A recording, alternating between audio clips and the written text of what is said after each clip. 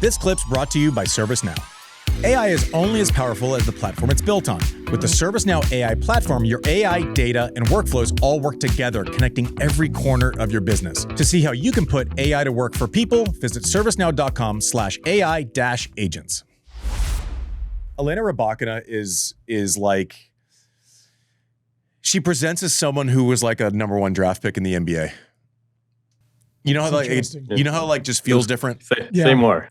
Right? Well, it's like, there are good draft picks who are, all-stars, and there are people who are like drafted number one. Like you feel like a Wemby and I'm not saying like she's going to have the career of these people, but they just look and feel different with what they're bringing. She's 6'2", her serve is huge. The problems that we talk about are rarely ever about her game, right? Like she lost, and it doesn't, maybe she was banged up, maybe it was off the court, maybe it was, but she just, am I explaining this well? She feels like a number one draft pick. Yeah. Right? It's like, okay, out of this draft class, Rybakina's being drafted one. Who's the rest? Yeah, who's the rest? That's what it feels like. This is the no-brainer. Yeah, like you look at Sabalenka, you look at Swiatek, you look at Gauff. Rybakina is that person, in my opinion. Finished the year strong, seems settled. Like I think she can win a major next year. No doubt. Oh, for sure. Yeah. Oh, for sure. And I'm just starting in Australia, where she came within a few games of having won that title already.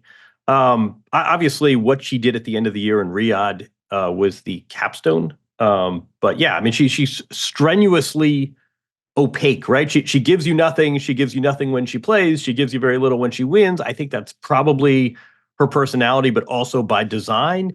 And what's easy to fall asleep on is this is a player who's already won a major, who's only 26 years old. We've talked about some of the off-court disruption. Happily, that seems to have settled down. I think she won more money this year than Coco, just based on largely on what she did in Riyadh. And yeah, I mean, you talk about the last 90 days of her season, and you say this is a player who is not done winning majors. Yeah, I don't know what else there is to say. She's not like the fastest person, but she moves in stride. She doesn't look like she's out of position that often. She can hurt you off of both wings. I think she has the best serve in tennis, like pretty clearly. Apologies to Sabalenka, who I think is the other person who could potentially be in that conversation. But I don't come across a lot of people who's like, oh, no, she's not it. She doesn't have the goods. Like that conversation doesn't exist. Now we'll see where it goes. I mean, it was, Ivan Izovich, took the pass. It was like, this isn't my world. So there's obviously underneath this calm exterior, there's seemingly a lot that's been going on behind the scenes. If that gets settled and there's an element of consistency, she's in that upper tier as far as ability, pretty easily. I think I couldn't think more of her game. So we'll see what 2026 brings, but. She has a 5 next to her name, barring missing like months and months and months, and I feel like that's the caveat we do with everything. She's going to be higher than that. And someone else who we would have said that about probably going into this year. You were just with Amanda Anisimova. We've spent a lot of time talking about Amanda the last couple episodes, and rightfully so. But just where she's come from, lost in qualies at Wimbledon in 2024. To finals, Wimbledon, finals, U.S. Open, 4 in the world. And when she says, I'm not satisfied and I want to win a major, you go, yeah, you can, you should. That makes sense. Yeah. You have the firepower to do that. But just a couple of thoughts on Anisimova, J-Dub. I'll give you one that we talked about a little when we spent some time together about a week ago, and she loses that Wimbledon final, right? Gets to the final, first major final, great story, and then she loses by the most, humiliating, ignominious scoreline you can have in this sport. There's nothing she can do about that result, except there is. You're not going to change the scoreline. You're not going to go back in the records and see that you won a game. But you know what you can do? You can get back on your horse. You can beat the same player that beat you at the very next major. You can get back to a major final. And you know what we're not talking about?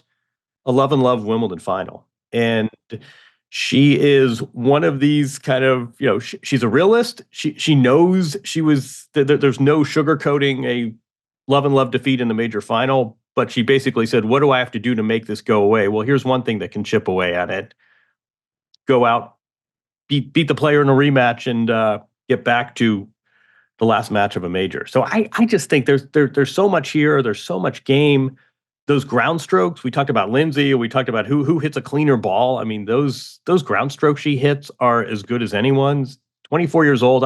Something we talked about is, we talk a lot about the little sort of sabbatical and the time she took off. She'll get that time back. She said it's the best decision I've ever made because she gave herself a physical rest, she gave herself a mental rest, and she'll get that 6-month block of time on the back end of her career. So she's 24, but she's really not. She's really younger. There's just so much to like here. This was one of the she did not win a major, unlike 4 other players, but this was one of the real stories of the year for the WTA. Yeah, and her saying, your point about her getting that time back, people are going to go, well, 24 is 24. No, the difference is when you're heading mentally towards a burnout, you hope it's not a blow up, right? You hope it's not like, I can't actually put the pieces back together. So she's basically ensured, okay, I'm going to have a career that is of some amount of time versus I'm risking my career blowing up and it being, too broken to fix, right? For many reasons, and some off court, some on court, this crazy mixture of life meeting what you have to do.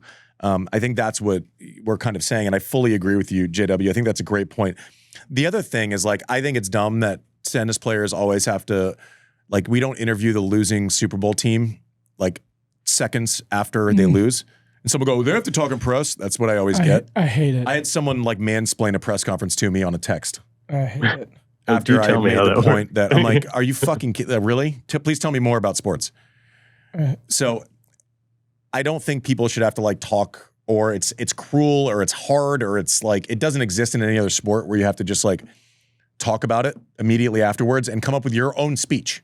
It also doesn't feel authentic, to be honest with you, because they're just saying BS, right? And they're just be clear, you're talking about the on-court interview. I'm talking about the on-court interview, right? Not the press conference. But everyone should have to do press. Holding the dish, tears in the eyes, trying to be there's no script, there's no teleprompter. They're so wonderful. You are so great. So Thanks there's for two beating things. me. Well, one time I've been in those where it's my only goal was to get through without having a breakdown. Yeah. Without losing it, because you can't put the toothpaste back in once the tears start going. It's a really hard thing to do. So 2 things. I don't like that people have to do it. And also, you can win a lot of fans by doing it the right way, which is what I think Amanda did this year. Yeah. Right? I think if you take that moment, which is inherently dumb and unnecessary, and then actually outperform expectation and what any rational person would be able to come up with and do, I think you can get a lot of credit for that. So I think she actually, made lemonade in the post-match of that and showed a real maturity. It wasn't as if all gratitude was out the door because it was a weirdly uncomfortable result and scoreline. So it sucks, and I think when you do outperform a shitty situation, you get a lot of credit, and well-deserved for Amanda Anisimova, not just for that moment, but for the year. So what we're going to do with Coco right now at number 3 is, and I think this is what we're going to start doing when we cover her moving forward, because I think it's only fair. We're not going to start from a negative place. Yeah.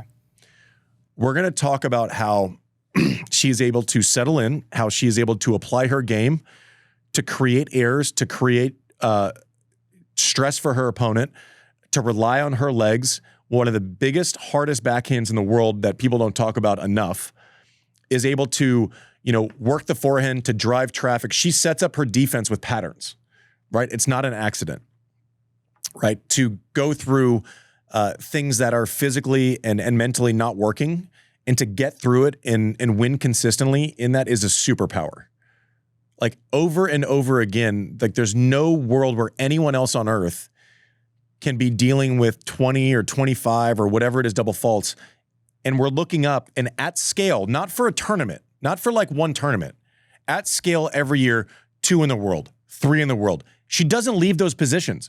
It doesn't matter how much we see her struggle.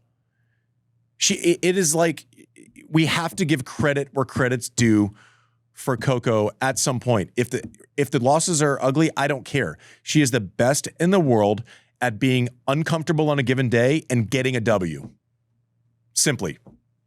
It's going to be a really long windup. But did you guys see Jay Kelly? That I would say B- Clooney film on Netflix. There's a scene in there in which Adam Sandler is talking to his tennis playing daughter and saying, like, don't you think Coco calls her dad? Don't you think Coco has days like this? And I want to say, whoever wrote that script, Noah Baumbach, you picked the wrong player, because Coco also is completely autonomous. And I think this is my point. I think a lot of players would say, you know what? There are these flaws in my game. It is what it is. I'll fight through.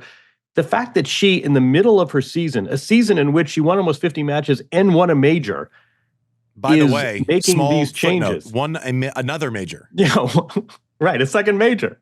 Exactly. The fact that in the middle of her season, she would be addressing these defects head on, I think sends such a message to the rest of the field. It tells you that she's aware of the issues, and she's not going to just say, you know what, it is what it is, and I'll win on my defense and my fighting. I find her so admirable, and I think it's easy to get caught up on the double fault tally. The other tally, as you say, how about another year in the top three, winning $8+ million, almost 50 matches in a major? I like where you're going with this. Yeah. How about a discussion of Coco that focuses on what she's achieved and not what's lacking? But also think about this. I still believe, I'm a broken record, I think she'll be a dominant server at some point in her career. I really, really, really do. Now imagine when that starts going right. Yeah, she starts controlling. She's 3 in the world, winning majors with like a daily, weekly struggle. You know, that's exposed. Like, you can't hide from us. It's something you have to do every point, right? Like, obviously on service games, but like, just she's just a winner.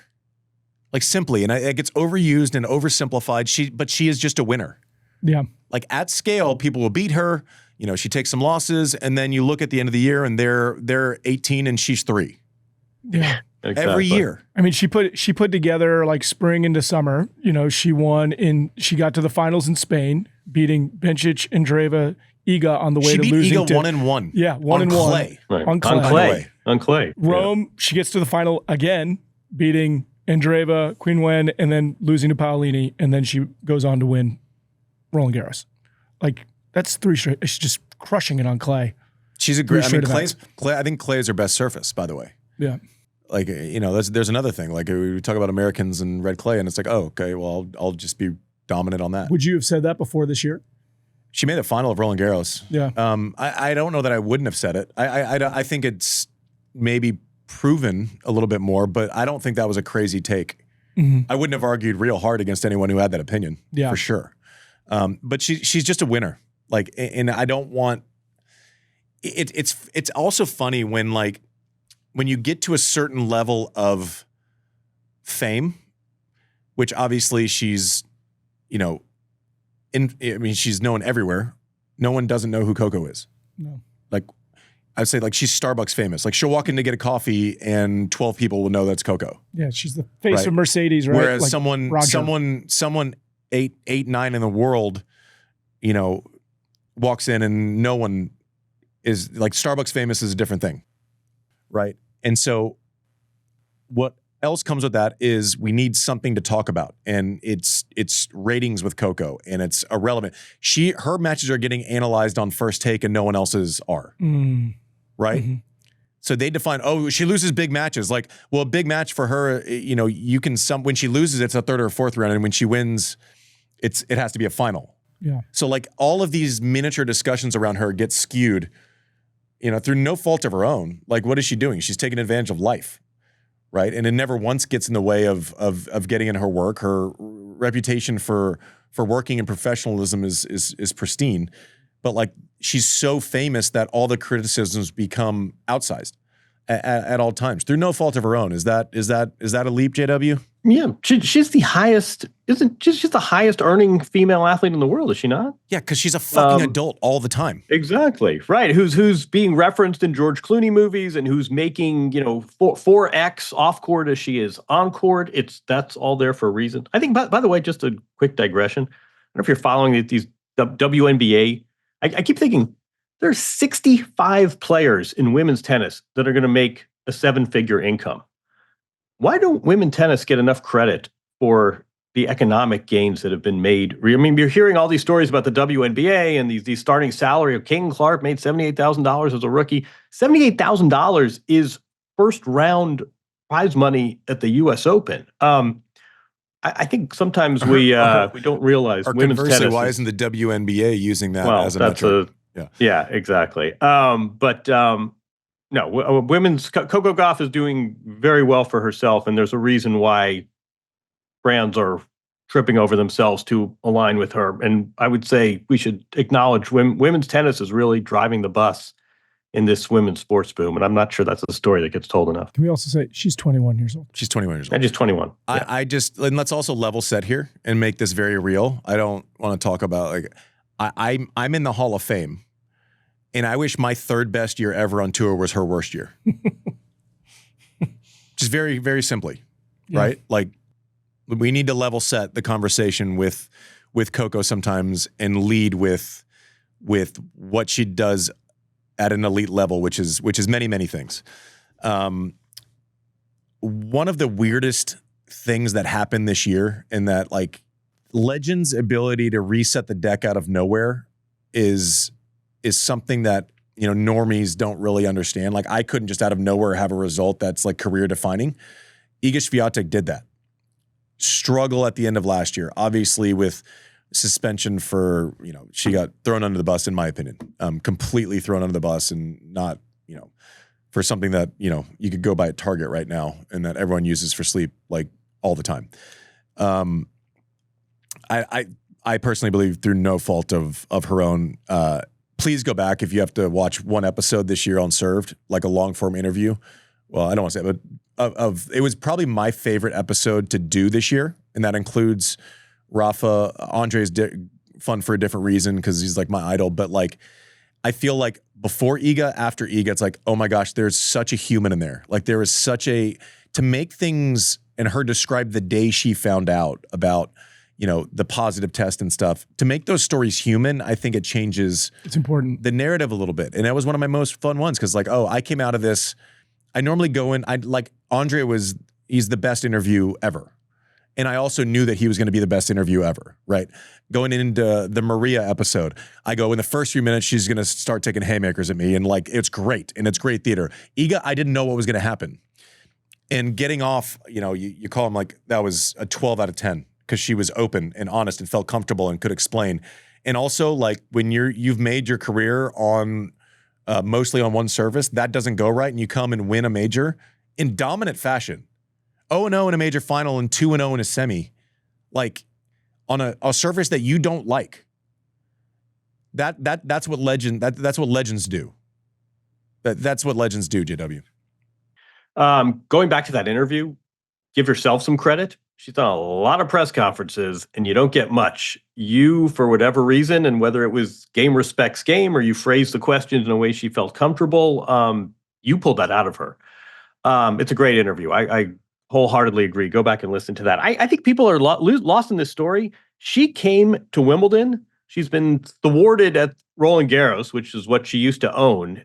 And there are murmurs and what's going on. She could even fall out of the top 10. I mean, this is not as though she came in with skipping into town and then going and winning another major on a different surface. That came out of nowhere. And I don't know if we talked about this, or it just seemed like midway through the tournament, she just got locked in and said, you know what? This surface that has bedeviled me for my entire pro career. I think she did win the juniors at Wimbledon, but this surface that has bedeviled me, I've got it.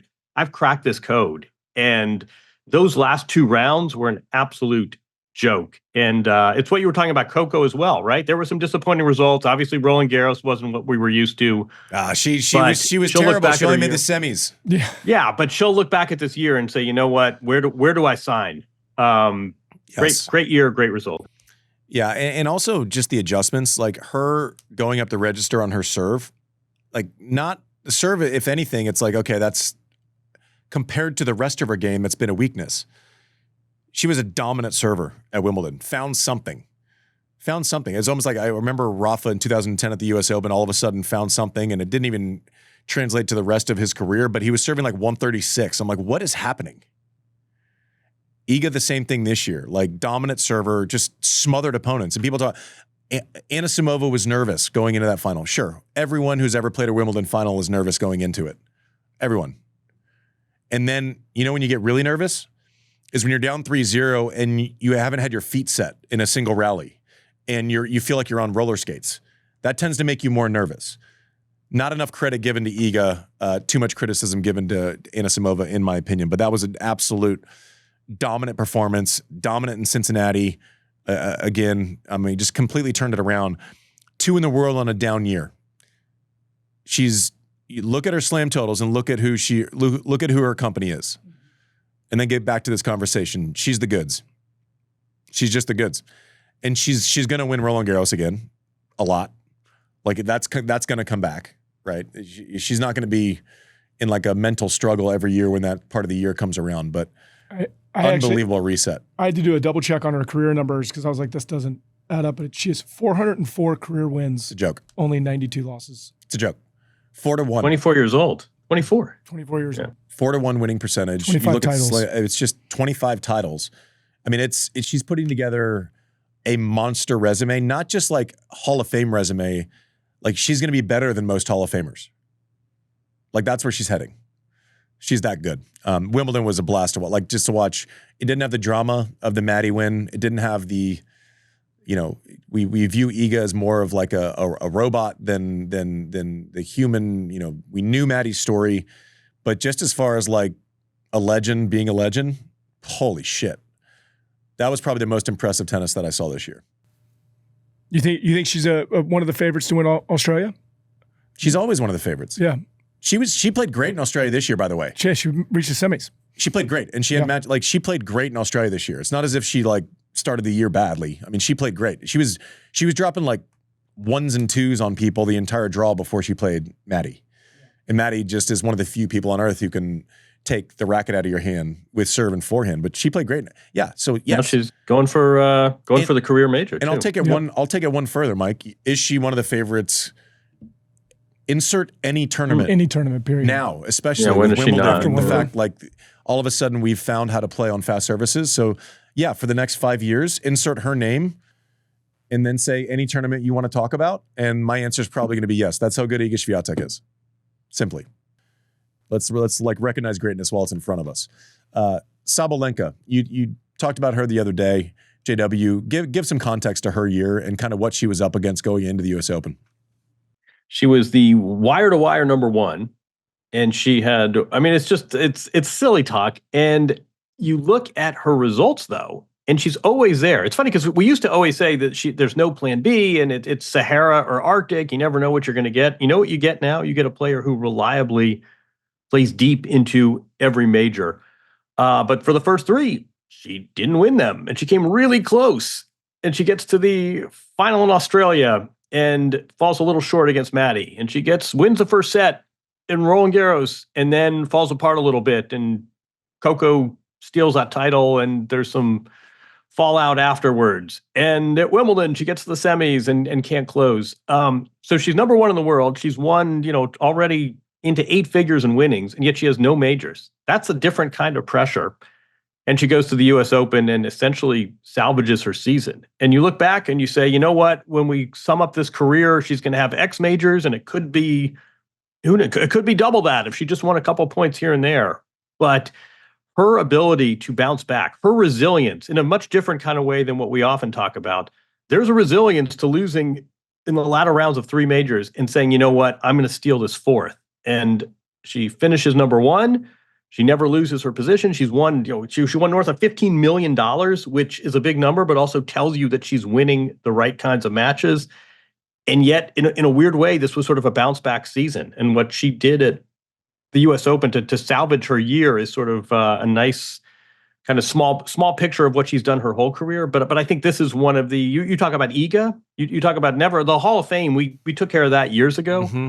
What Sabalenka is putting together here, she's going to go down as one of the all-time greats. Yeah, and to your point, she went from being this person who you could, and there are players who, what they do well has to be explained to a viewer. It's nuance. It's what Sabalenka does well. Like she's instantly impressive to the eye test. It's like, oh, that much power, that much speed, that much intensity. It draws you in. You're like, oh shit, like she's about to rip someone's face off, right? But the reason why she's consistent now is because she's gotten a little bit faster. She can take a hand off the racket on the backhand side now. She can hit a drop shot. All of those things aren't going to ever be the things that capture most people's attention, but they don't happen without work and discipline. Because she emotes so much, and because she smiles, because she has a sense of humor, because she makes mistakes, because she throws shit sometimes. Like, we don't give credit to the work it takes to become consistent. It's not an accident. It's not just because she's talented, right? And we have all these other distractions, the power, the off-court stuff, the bad moment with Coco, followed by, her being the first, raising her hand 3 days later and say, like, there's no explanation, that was just a miss. Calling Coco, like, listen, how people making mistakes versus people handling mistakes a certain way. I kind of appreciate the handling of mistakes, and I give that credit too. She certainly made them, but yeah, I mean, we have two, we talk about Alcaraz and Sinner all the time, and I don't know that we're at the point where we can just pencil in Iga or Sabalenka into every final like we can Carlos and Sinner right now. We could pretty much pencil them in for a major a year. Like pretty reliable winners, huh? Yeah, like way back when, that was like the deal. That was the old Pete Sampras special, and he overdid it sometimes. But like, we're dealing with greatness. That's just it. She's phenomenal. She's going to be good next year. She's going to be the favorite in every match she plays. She's just great. I mean, I'm looking at her whole year, 2025, and she made at least the quarterfinals of every single tournament except for two. Mm-hmm. And that was like Dubai and like those are Middle East, right? Those were back-to-back weeks. Yeah, those were after Australia Open. Those were like in 10 days. Yeah. And after that, it was like final, quarterfinal, final, semifinal. You're just like, oh my God. It's every week. The consistency is insane. It'll be fun come May. Like if we need something to watch, because I think Sabalenka is probably going to hold the number one ranking for a little bit further. But then it becomes interesting because Iga didn't put a lot of points on the board in the clay court season. I mean, compared to Iga. Right. Compared to most chuckers, she still put, semis of Roland Garros and compared to shadows.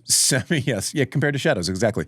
Semis of Madrid. So like maybe that's where we see a shift.